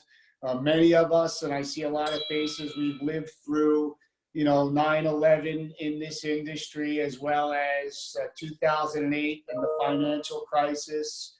And we have come back strong, and we have adapted. And I do see when the dust settles, and I tell my guys and agents as well, that it will be arguably one of the most opportunistic markets, for us in the trenches in the world of commercial real estate and real estate. And right now, the word I heard earlier was pivot, and I think it's a very good word in that first we need to accept the current situation and adapt and pivot to different things and different priorities. And maybe it's getting ourselves in check, our CRM in check, our databases, working on our listing presentations, sharpening our skills. So anyway, there's light at the end of the tunnel. I am glad that you guys invited me on this morning, and I'm happy to be part of it, and glad, more importantly, to see everybody is safe and healthy, and God bless. All right, thank you, Mike. Thanks for being on the Zoom with us today. Appreciate it, pal. Thank you. Okay, next up is Mike Corsello.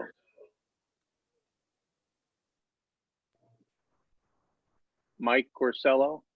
Yes, good morning. I concur with Michael Murphy. I think when this passes, our services are going to be in great demand to basically do economic triage for tenants, landlords, and owners.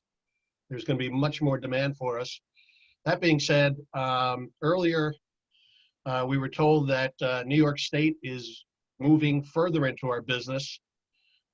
Personally, I'm alarmed by it. I think our business and our model operates well. People are intelligent. We can write contracts that work for all the players, and after seeing what they've done to multifamily housing around the state, I think our groups should really focus on stopping their creeping into telling us how to conduct ourselves. That being said, I do have an opportunity in Ridge, approximately 1 acre. It's across the street from the Ridge Post Office, right on Middle Country Road, Route 25. It's a unique area of Long Island because it's actually under retail. So it's ready for development. There are approvals for retail and medical. I think there may be a walk-in clinic would be an ideal location if someone has or represents a company that does that, or a doctor looking for a location. Thanks. Be well, everyone. All right. Thank you, Mike. Next up is Pamela.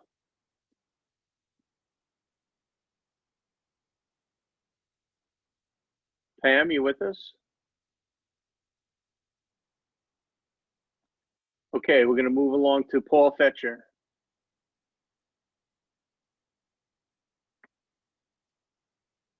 Paul? Hello, can you hear me?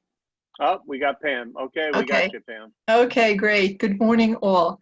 I would like to let everybody know that I have a 29,000 square foot flex warehouse in College Point. It has 16,000 square feet of warehouse space. It has then above it a mezzanine and a second floor that has approximately 12,000 square feet of office space. The asking price is $7.45 million. So if you have any interested clients, when we can show it, please contact me on my cell phone or at the office. My cell phone number is 718-840-7232.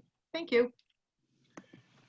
Pam, thank you for that. Also, at this time, I just want to thank Pam in front of everybody for all her help that she's been giving to myself and the rest of our board as being our secretary.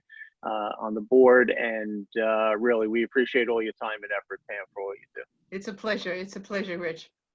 Thank you. Thank you. Bye-bye. All right, next up is Paul. Can we get Paul back here? Okay, yeah, Paul's back.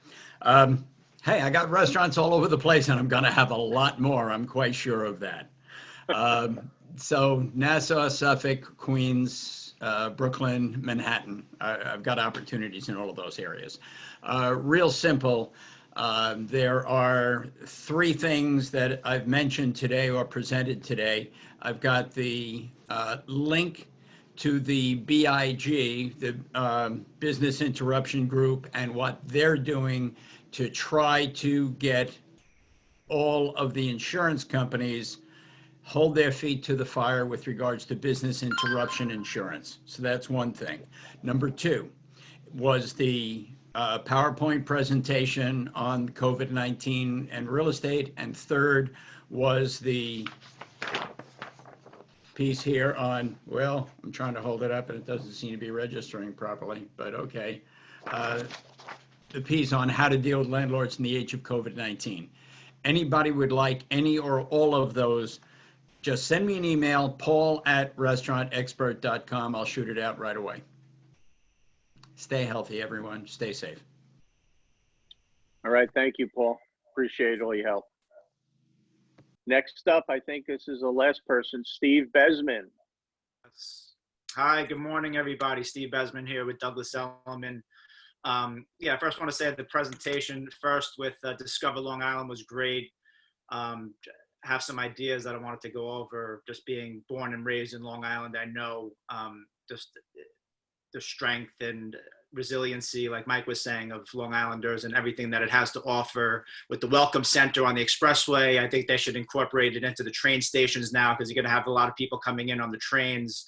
So they need some information. Paul, I appreciate your presentation. Thank you. Just being in the restaurant business for a number of years through college, I understand what challenges they face also. So I'm working right now from Mineola, my home office. So Nassau County is my primary market, and just taking it a day at a time like everybody else with my tenants, buyers, owners. They're rethinking their strategy. Things are going to be rezoned and repurposed. So it's just week at a time. When we get the green light of when we can go back out with showings, then everybody's gonna reevaluate everything. But thank you for Rich for hosting this Zoom meeting. Everybody have a great week. Thanks for coming on, pal. We appreciate it. Okay, there was a few people that I had called on and didn't speak up. I don't know if they couldn't get their mic unmuted, but is anybody left who would like to speak? This is Davy Trapaus. I'd love to say a few words. Again, apologies for getting on late. I'm sorry I did miss that presentation, but been working on PPPs this morning again, and that certainly has to come first. We just secured during this call 4 different clients, so I'm real excited to help them pay their employees. Again, I'm so thankful and grateful to be on this call. I'm glad to see everyone's healthy and really optimistic about getting back to business as usual. And I value the relationships, and I think this was a great idea. And thank you for allowing me to connect to people and feel not so alone in my home office for the last 34 days. All right, great. Thank you, Davey. We appreciate it. Anyone else that would like to speak? Rich? That we didn't get to?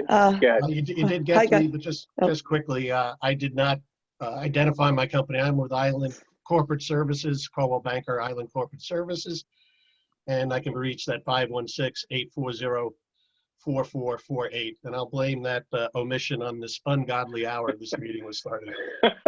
I'm with you, pal. All right, thank you. Anyone else would like to say a few words? Hi guys, my name is Lil Burke. I just want to say thank you so much. The meeting was great. Thanks to Paul. We are in the restaurant business, so that was a lot of information. Also, I have a customer that needs a commercial building, so I got some great information. So thanks so much for everything. All right, great. Thanks for coming on, Lil. Yeah, Rich, I'd like to say. Hi, it's Erwin Krasno again from Area. I just wanted to remind everybody that Nassau County gave everybody a 3-week stay on their property taxes. So the property taxes that were due April 1st with a grace period to May 11th are now pushed till June 1st. So anybody who pays their own property taxes for commercial or residential can wait till June 1st to pay them without any penalties or late fees, and it gives you an extra 3 weeks if money's tight. I just wanted to share that with everybody. All right, great. Thank you Now, for that Rich, info. also, the tax grievance deadline for Nassau County was the end of the month, right? That's so you might want to remind everybody that the deadline. Richie, Nassau and Suffolk County. Richie, also, I'd like to just say, this is Keith, everybody. I'd like to say that I'm a big believer that the Lord puts people where we need them. And I think with Richie, all his social media experience and his LinkedIn and Twitter and Facebook and computer and Zoom now, I think we're going to get through this pandemic. And I just want to say, thank God, Rich is our leader, because I think social media is going to be more important to us now than ever. And Rich, you did a great job today, and I'm looking forward to having you, of course, in person again with our meetings together. But I just think right now it's an interesting fact that you're there and technology is more important than ever. I just wanted to say that. And thanks for a great job today. Well, thank you for all that, Keith, and appreciate it. And we appreciate all your help and guidance behind the scenes as well, buddy.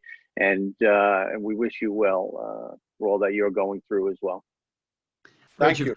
Throw in one more thing here, and that is for anybody that isn't observing the chats. Down the bottom, you can go down there and pull up the chat screen. It'll come up on the side. And there are other things there in addition to what's being said, such as Bill Mosley explaining the challenge with toilet paper shortage. But click on the chat.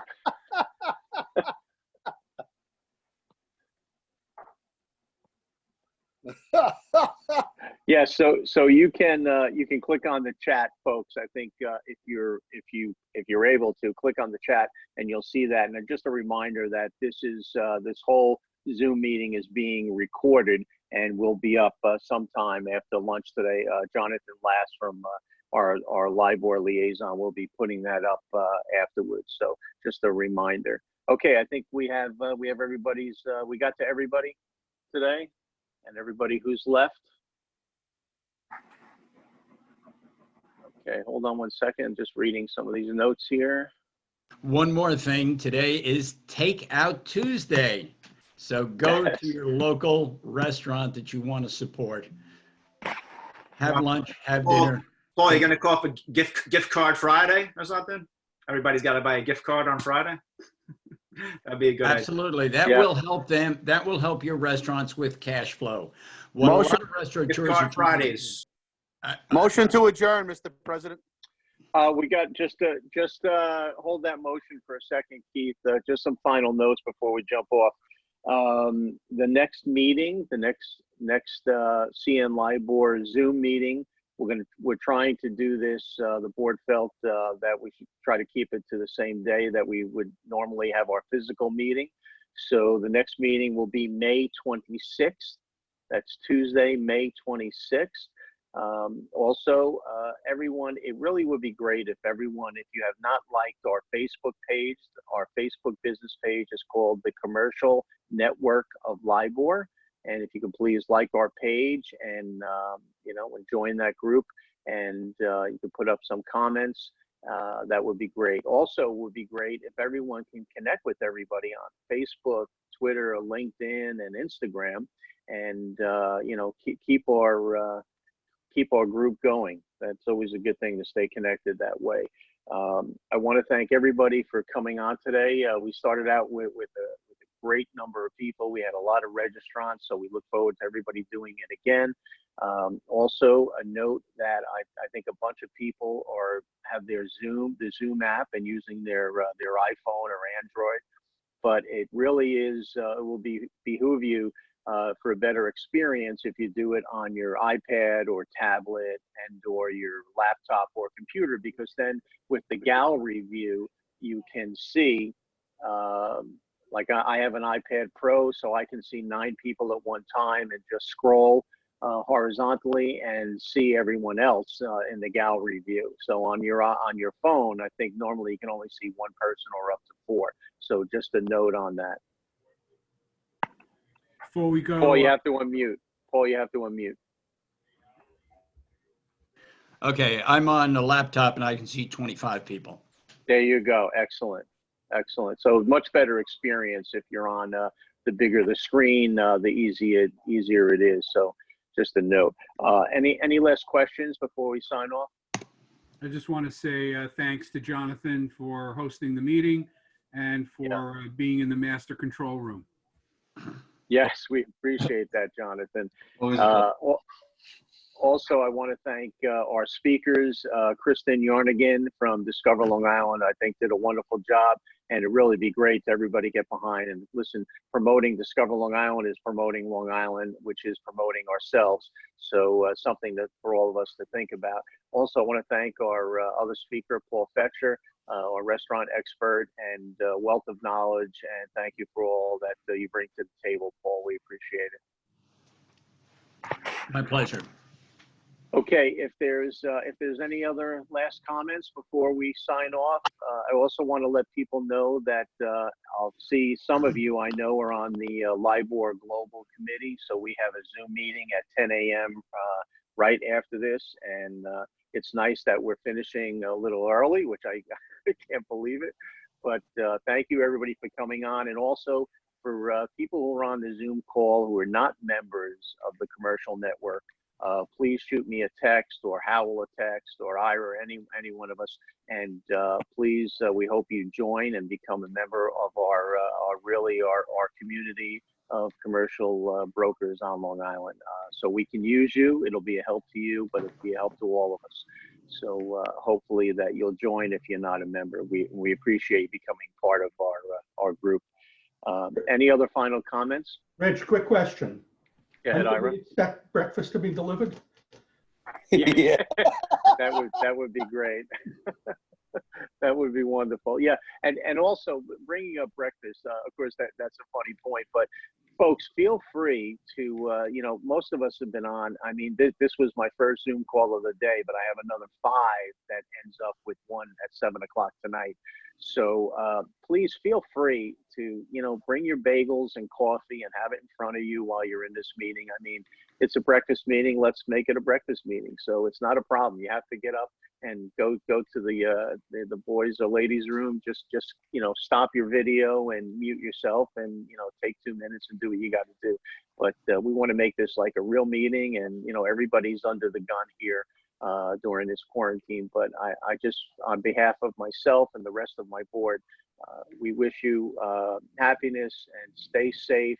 And I know people like everyone in our group, we do the right thing, but we hope that everyone else does as well. And hopefully we can get back to business as soon as possible.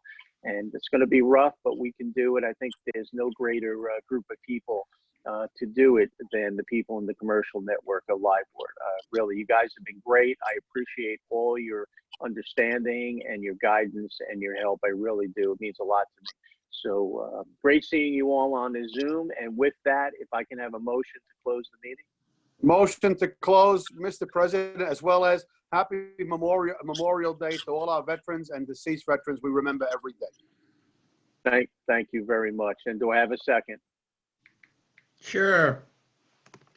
We have a second from Paul. At this moment, we will close our Zoom Commercial Network LIBOR meeting. Thank you, everybody, for joining us, and hope to see you soon. Please stay in contact. Thank you. Have a great day.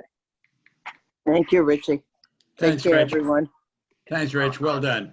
Have a good day, Thank you. everybody. Appreciate it. God bless. In this one? Yes. Right. Bye-bye, everybody. Thank you. Take Goodbye. care. Bye-bye. Everything, You could just click, everything's you could okay. just, everyone, you could just click leave meeting. Thank you. Thank you, guys. Bye. How did they change the background? How did Hello. That's great. That's great. Hey, how are you? And Paul. Hi, I'm too. You. Doing well. Good. How delightful great your seeing assistant everybody. is. Yes, that's my assistant boss. And great presentation, Paul. Oh, It was very terrific. nice. Thank you. Who's on the global meeting after this? Anybody from here going to be on there? Jonathan, you going to join us? Yeah, I'll be hopping in. Great. All right. All right, folks, with that, we're gonna leave the meeting and sign off, and we'll talk soon. Thanks, everybody. Jonathan, I'll see you on the next Zoom. Sounds good, man.